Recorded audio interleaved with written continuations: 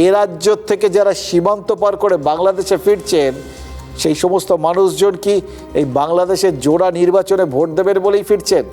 ঠিক যেরকম মমতা বন্দ্যোপাধ্যায়ের ডাকে সাড়া দিয়ে পরিযায়ীরা এদেশে ফিরে এসছেন, এ রাজ্যে ফিরে এসছেন বলে শোনা গেছিল, নাকি ওখানে ভোট দেওয়াটা তার কোনো উদ্দেশ্য নয়? এসআইআরের ভয়টাই পালিয়ে যাওয়ার আসল কারণ।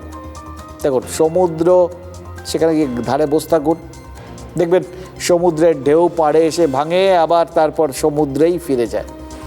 অর্থাৎ সমুদ্র থেকে ঢেউ সাময়িকভাবে হয়তো মনে হয় বিচ্ছিন্ন হচ্ছে, কিন্তু আবার যোগ হয়ে যায় কিছুক্ষণের মধ্যে, ফলে ধাঁধা লাগে ঢেউয়ের কি সমুদ্রের সঙ্গে সত্যিই বিচ্ছেদ হলো, নাকি আসলে এটা মিলন হলো?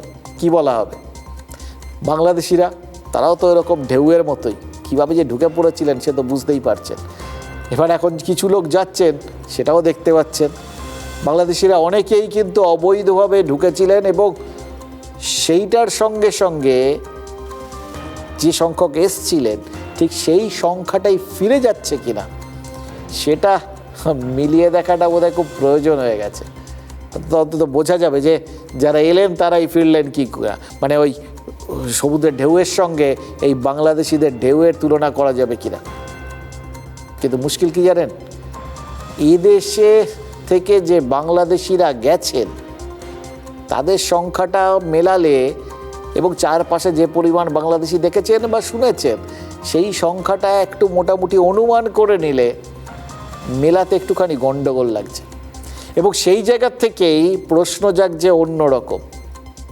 এই যে বাংলাদেশিরা আপাতত ফেরত চলে গেলেন, ওই যেখানে ওই বস্তি ঠস্তি বানিয়েছিলেন সেগুলোতে নাকি দরজায় তারা তালা লাগিয়ে গেছেন।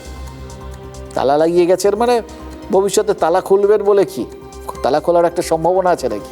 মানে আপাতত এ দেশের সঙ্গে বিচ্ছেদ ঘটিয়ে ও দেশে ফিরলেন, তারপর হয়তো ওখানে ভোট টোট দেবেন, অথবা হয়তো ততদিনও ওয়েট করবেন না, এখানকার ভোটটা শেষ হওয়ার দিন গুনবেন, তারপর আবার এই ভারতের মহামানবের সাগর তীরে তাদের মিলন হবে। প্রশ্নটা হচ্ছে, তারা কি মনে মনে এটাই গাইছেন মিলন হবে কত দিনে?